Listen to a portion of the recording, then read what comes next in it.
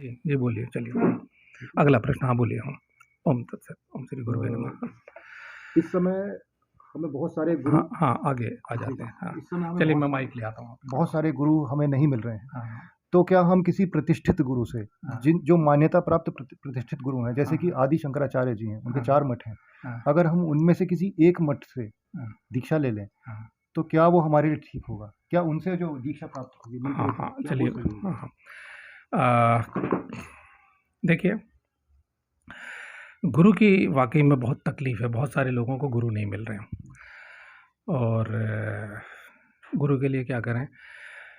और एक मेरे से प्रश्न पूछा है किसी ने, मेरी बातों से शायद वो अंतर मन तक उनका हिल गया और उन्होंने पूछा, तो महाराज क्या करें? मतलब थोड़ा व्यंग्यात्मक है, मुझे पूछा है कि महाराज आप ही बताओ अब क्या करें, यानी गुरु नहीं मिल रहा। वो दूसरे शब्दों में पूछ रहे हैं, आप सीधे व्यवस्थित ढंग से पूछ रहे हैं। वो सताए हुए, मतलब कि आप बताओ आप क्या करें। तो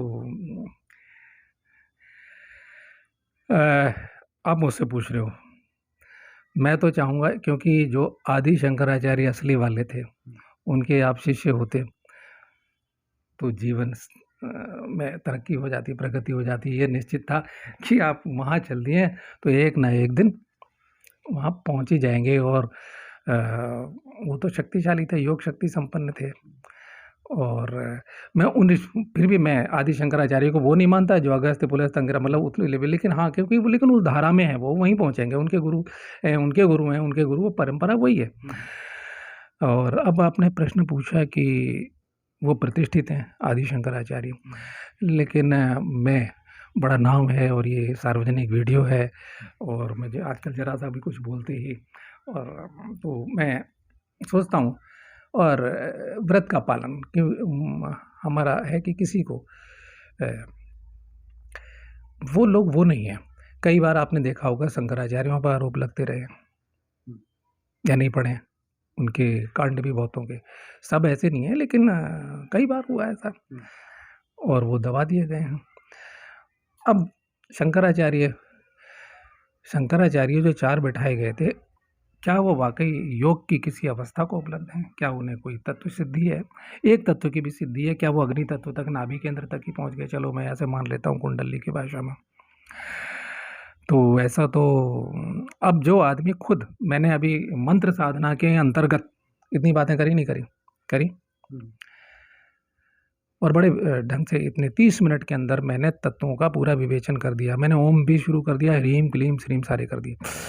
एंग्रिंग लिंग चैंट इस पे भी कर दिया। अब आप ये देखिए कि यह आपकी मर्जी है, 2 बातें होंगी।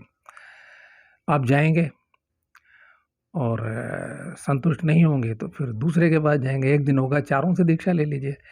मैं मना नहीं करता, ये आपकी अपना फैसला है। ये तो किसी का तेज, मैं फिर कहूँगा, किसी का तेज आपको छू ले और वो आपके भीतर से, वो शंकराचार्य, आप दीक्षा क्यों लेंगे? उस दीक्षा में क्या होगा? दीक्षा में वही होना चाहिए कि आपके भीतर से वो चीज़ निकाल कर के बाहर करे और आप भी, आपकी चेतना भी उसे स्वीकार करे। जैसे आपने मुझे ये लिखवाया, जिनका आपने मुझ पर भरोसा करके, और मैं हमेशा के लिए इसे आपके एवर इस भरोसे को बरकरार रखूँगा कि कहीं न कहीं आप अंदर से असंतुष्ट भी हैं। लेकिन पैसे जा चुके हैं, करके देखें, किसी कहते हैं ना, आखिर तक पहुँचाओ, अंजाम तक पहुँचना चाहिए। तो ये बाकी एक उपाय है और मैं सोच रहा था उसके लिए अलग और प्रति प्रश्न करेंगे इस पे, या मैं उपाय बताऊँ? हाँ, एक प्रश्न है मेरा। हाँ, प्रति प्रश्न बोलो। ऐसा कहा जाता है, आगे आ जाइए थोड़ा। जी। हाँ, या आप यहाँ इधर आ जाओ थोड़ा-सा, नहीं, या तो शक्ल ऐसा कहा जाता है इस इधर आकर के, इतने नज़दीक आपकी शक्ल नहीं आएगी। हाँ, हाँ। ऐसा कहा जाता है जी हाँ। कि अगर कोई मंत्र जाप करता है तो साथ ही साथ उसे एक जनेऊ धारण करना चाहिए, क्योंकि जनेऊ मंत्र की शक्ति को संभाल लेता है, वरना मंत्र में बहुत विस्फोटक ऊर्जा होती है और मंत्र ही शरीर को खराब कर देता है। तो इसमें कहाँ तक सच्चाई है?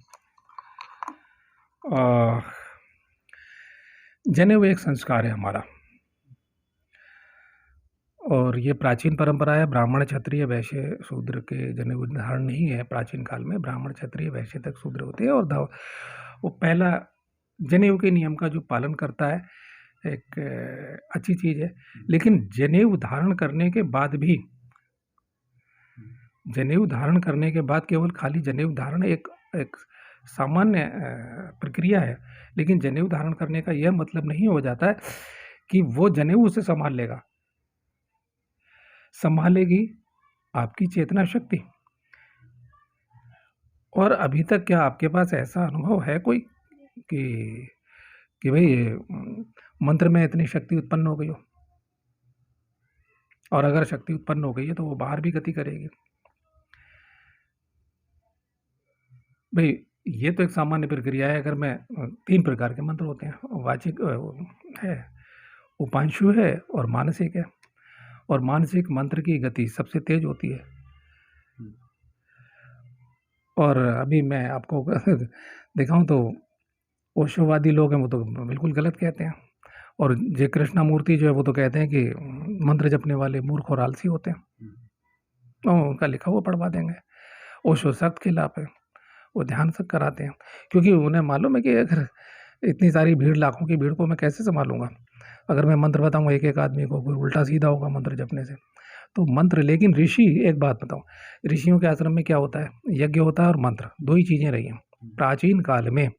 इतने मंत्रों की उत्पत्ति क्यों? और वही जब ये लोग जो नास्तिक लोग हैं, जब ये इन्हें माने जो अपने स्वयंभू भगवान है, स्वयंभू भगवान जैसे ओशो है, सदगुरु है, या ये प्रशांत आचार्य, ये भी स्वयंभू अपने गुरु अपने आप है कि वो ऋषि मुख चढ़ जाते हैं सदगुरु बस। तो ये जितने गुरु लोग हैं ये मना करते हैं कि गुरु मंत्र। तो बहुत सारी चीज़ें हैं, कैसे होगा? अगर आप जनेऊ का भरोसा कर रहे हैं तो ये गलत हो जाएगा।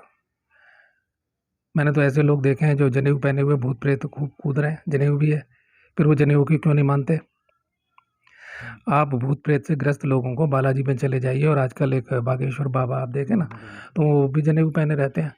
आपके साथ प्रत्यक्ष उदाहरण है, जनेऊधारी पंडित जी है और खेल रहे हैं, कूद रहे हैं, और वो नियम का पालन भी करते हैं। चलो, सारा ऐसा नहीं है, मैंने ऐसे लोग देखे हैं जो जनेऊ के नियम का पूरा पालन करते हैं। जनेऊ के अभी बहुत सारे लोगों को ये पता नहीं कि जनेऊ में कि पहला धागा किस लिए, दूसरा धागा किस लिए, तीसरा धागा। तो 3 संस्कार है हमारे। वो एक ऋण है हमारा कि पहला धागा हमने कहा वो माता पिता का है, फिर वो आचार्य का है, और फिर गुरु का जो हमारी आत्मा को जगाता है। ये 3 धागे रक्षक होने चाहिए माता पिता के। माता पिता से जुड़े हमारे पितर भी हैं, माता पिता, समझ में आ गई ना? तो ये हमारे बोध हैं, वो तो ऋण है, एक तरह के कर्ज हैं हमारे। अब उन्हें अपवित्र नहीं होने देते, कि हमें ये याद रहे, पवित्रीकरण करते हैं कि माता पिता और आचार्य जिसने हमें शिक्षा दी, एक शिक्षा गुरु, फिर तीसरा, और माता पिता के साथ पितर, पूर्वज, क्योंकि अगर वो ना मिले होते, हमारे पूर्वज ना होते, तो हम धरती पे ना होते। इसलिए हम यज्ञ आदि कर्म करते हैं, पूजन करते हैं, तो पितरों का कलश स्थापित करते हैं, और बाद में उसके जल को, बहुत से लोग बहुत गड़बड़ करते हैं, और ये फिर पितरों से ग्रस्त हो जाते हैं। वो घर से बाहर ही जाना चाहिए। और ये बड़े-बड़े, मैंने देखा, लोग बताते नहीं हैं, खुद आचार्य लोग भी, पंडित लोग भी, हमारे बड़े भाई लोग भी गलती कर जाते हैं।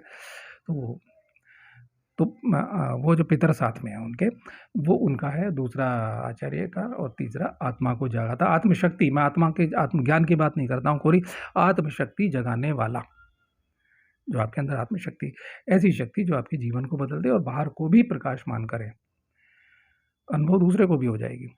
और शायद आपने मेरे 2 वीडियो देखे होंगे प्रयोग के, एक तीसरा वीडियो और डाल देंगे। बस ज़्यादा नहीं, उतने ही प्रयोग करके, जब मैं अपनी ज़िंदगी को डिस्टर्ब नहीं करना चाहता, चैन से जीना चाहता हूँ, उतने ही चाहिए। तो ये प्रश्न पूरा हो गया, इसे आगे बढ़ाएं तो पहले आप ये रोक लेते हैं, सोच लीजिए। चलिए, जब ऐसे सोचो, गंडक नदी के शमशान में मैं था। एक बगहा, पश्चिमी चंपारण है, खड्डा इधर है, उधर पश्चिमी चंपारण है, वाल्मीकि नगर पड़ता है। तो वहाँ खोपड़ियाँ आज भी मिल जाती हैं, और नेपाल से बह के आती हैं, लाते हैं गल चढ़ के खोपड़ी। तो जनेऊ मैंने उतार दिया वहाँ। और अगर मुझसे कहा जाए, अब जैसे 2 प्रयोग मेरे देख लिए, सार्वजनिक प्रयोग हैं, उसमें जिला प्रशासन के अधिकारी, सभी वर्गों के लोग बैठे हुए, मीडिया भी बैठा है, प्रयोग किया। वो उस समय मेरी ज़रूरत थी। मैंने मजबूरी में कि भई मेरी पहचान नहीं थी, कुछ नहीं था। मुझे काम करना था। मुझे रोज़गार चाहिए था, एक तो मैं अनुष्ठान करना चाहता था। अब मुझे तो ये जताना पड़ेगा ना कि भई ये मंत्रों में शक्ति दूसरे पंडित जी से करवाने की बजाय मेरे से करवाएँगे, तो उस समय की बात। आज तो मेरे पास नहीं है समय। मैं उतना ही करूँगा, क्योंकि अपनी ज़िंदगी में क्या अपनी नींद सोना, अपने जीवन को अपने तरीके से जीना। तो लेकिन अगर मुझसे कहा जाए, आपका जो प्रश्न है, किसी ने आपके दिमाग में ये डाल दिया कि बिना जनेऊ के मंत्र साधन नहीं होगा, तो ये गलत बात है। आप मुझसे कहिए कि मैं सड़क पे, बस में, अगर मंत्र शक्ति है, प्रयोग करिए, वही प्रयोग मैं बस में करूँ, चलती बस में, सड़क पे करूँ। तो अगर मेरे चारों तरफ मेरा कोई आभा मंडल है या कुछ भी, अगर मेरी मंत्र चेतना उदय है, तो सड़क पे भी होगी या नहीं होगी, या वो छोड़ के भाग जाएगी? वो तो मेरी आत्मशक्ति है, चाहे वो इतनी सी जगह है, कण मात्र है, वो मैं करूँ या ना करूँ, या मैं उसे संभाल के रखूँ या मैं खर्च करता हूँ, मैं बाहर प्रदर्शित करता हूँ, अगर लेकिन मैं करना चाहूँ तो वो होगी ना। तो जनेऊ, हाँ, गायत्री की जो अभी बात करी आपने, लेकिन क्या आपको मैं सलाह दे रहा हूँ अपनी तरफ से, आपने पूछा नहीं है क्योंकि आप लिखवा चुके हो। अभी आपने क्या बोला गायत्री के लिए? दोबारा बोलो, किसने गायत्री बोला? के लिए हाँ, जनेऊ दोबारा। की हाँ, आप नज़दीक और जी, थोड़ा जी, सा। गायत्री के लिए जनेऊ की आवश्यकता होती है, लेकिन हाँ। उसके बिना हम अधिकारी ही नहीं होते जाप करने के। हाँ, देखिए, ये बड़ा मान्यता रखते हुए आचार्य श्री राम शर्मा शांति कुंज हरिद्वार वाले, अब तो उनके दामाद वगैरह चला रहे हैं, आज से 22 साल पहले सब चल। तो उन्होंने सभी जातियों को, उन्होंने वहाँ जातीय मान्यता ख़त्म कर दी। कोई बहुत ये समाज में वर्गीकरण उन्होंने हटाया। वो सभी वर्गों को उन्होंने मंत्र दिया और गायत्री मंत्र जपो और यज्ञ करो, ठीक है? सबके जनेऊ संस्कार कर दिए। वहाँ 3 अपर वर्ण के अलावा जो अन्य जातियाँ, सबको जनेऊ पहनाया गया और आज भी वो लोग चल रहा है उनका कार्यक्रम। लेकिन उससे क्या हुआ, कितने लोग पहुँचे? अब वो कहते हैं भई अच्छे संस्कार डाल दिए, लेकिन सबके लिए गायत्री नहीं है। मैं गायत्री की सलाह नहीं कहता, गायत्री अब क्या, ओम गायत्री, और आपको तो धन भी चाहिए, आप गृहस्थी हो, तो आपको तो लक्ष्मी चाहिए, और कम से कम गृहस्थी आदमी को तो राजलक्ष्मी चाहिए, क्योंकि थोड़ा तमोगुण भी होना चाहिए, थोड़ा सतोगुण भी, लेकिन राजलक्ष्मी भी हमें सतोगुण में ले जाएगी लास्ट में जाके। वो जब लक्ष्मी विलय होगी तो सतोगुण में विलीन हो जाएगी, ठीक है? तो मेरी बात चाहे कहीं से शुरू करो, मान लो मैं यहाँ से शुरू करूँ तो भी मैं कण तोड़ दूँगा, मैं वहीं पहुँच जाऊँगा। मेरे से या यहाँ से शुरू करूँगा तो भी मैं वहीं पहुँच जाऊँगा, लेकिन मैं पहुँचूँगा, बात पतंजलि से नहीं हटूँगा, मैं शास्त्र से नहीं हटूँगा, मैं अपने गुरुदेव की वाणी से नहीं हटूँगा कि मेरे सारे विचार उन्होंने परिवर्तित किए। 1 मिनट में, क्षण मात्र में, उनके स्पर्श मात्र में सब कुछ बदल गया। तो मैं क्या करूँगा? तो लेकिन अगर ऐसा नहीं होता, अब ये आप महाकाली की साधना की बात कर रहे हो, आप नवारण मंत्र की बात कर रहे हो और गायत्री की बात कर रहे हो, बिल्कुल अलग-अलग हैं दोनों साधनाएँ।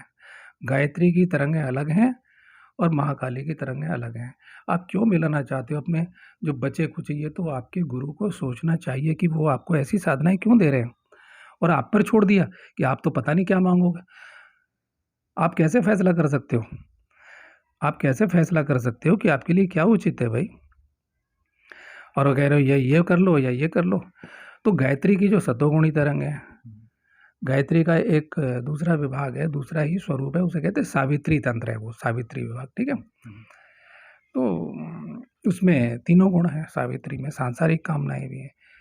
आपको संतान भी चाहिए, आपको परिवार का पालन-पोषण करना चाहिए, आपको बिज़नेस में भी धन चाहिए। तो कैसे? ये तो गलत हो जाएगी बात। आप महाकाली का भी मंत्र जपोगे आप, और आपको बहुत, चलिए एक कहते हैं ना मास्टर की, एक भी मंत्र ज़िंदगी में सिद्ध, जिसको कहते हैं सिद्ध हो जाए, एक भी, उसकी एक गति नहीं होती है। मंत्र में जितने वर्ण, उसकी इतनी शक्तियाँ होती हैं, हर एक मंत्र में अकेला काफ़ी नहीं होता, वो उसकी इतनी गति होती है, वो संपूर्णता देता है, लेकिन वो जागृत नहीं होता पूरे जीवन। 10-10 करने की ज़रूरत नहीं है, आप यहाँ गड्ढा खोदोगे, फिर यहाँ गड्ढा खोदोगे, यहाँ महाकाली का गड्ढा खोदोगे, खेत और ख़राब कर लोगे आपने। अभी आप काले रंग की तरह, अच्छा चलिए देखो, आपने काले रंग की शर्ट पहनी हुई है इस तरह, गायत्री के लिए तो आप सफ़ेद पहनोगे या पीले पहनोगे, और मेरी दृष्टि में सफ़ेद पहनना, पता नहीं पीले कपड़े क्यों पहनाते हैं ये, और अगर आपका बृहस्पति खराब है तो आपकी ज़िंदगी खराब हो जाएगी, जान लेना। बृहस्पति क्रूर बैठा हुआ, आपको गायत्री मंत्र के लिए पीले कपड़े पहन रहे हैं, तो आपकी ज़िंदगी खराब हो जाने वाली है पीली तरंगों से। आप हल्दी का तिलक लगा लीजिए। बिल्कुल, आपका बृहस्पति अगर क्रूर है तो आपको पता ही नहीं, लोगों को लगता ही नहीं कि मैं क्यों कर रहा हूँ साधना, इतने बरस हो गए करते-करते, कोई शक्ति नहीं मिल रही, कोई सिद्धि नहीं मिल रही, कुछ भी नहीं हो रहा, कुछ चेतना नहीं जागृत हो रही। क्यों? तो आप काली की तरह काली के मुँह में तो आप दारू पिला दोगे, गायत्री को तो आप गंगा जल अर्पण करोगे। फिर ये 2-2 हाथ, दाएँ हाथ, बाएँ हाथ को क्यों लड़ाना चाहते हो भाई? ये किसने आपको समझा दिया है? जिसने भी समझाया है वो आपका पता नहीं, क्योंकि वो आपको पकड़ रहा है। जी नहीं, ये किसी ने समझाया नहीं है मुझे। आपके मन की बात है। ये मुझे लगता था। लेकिन आप तो अभी आपके साथ आपके तो लिखवा दिया ना आपने। नहीं, उसमें गायत्री नहीं है। ये तो अच्छा मेरे चलिए, अलग प्रश्न अच्छा है। चलो अलग प्रश्न, चलिए ठीक है। हाँ, तो कभी मत करिएगा। ठीक। ऐसा कभी नहीं करना, किसी को भी नहीं करना चाहिए, एक को पकड़ना चाहिए। ठीक है, रोक देता हूँ, सोच लीजिए तो अगला प्रश्न।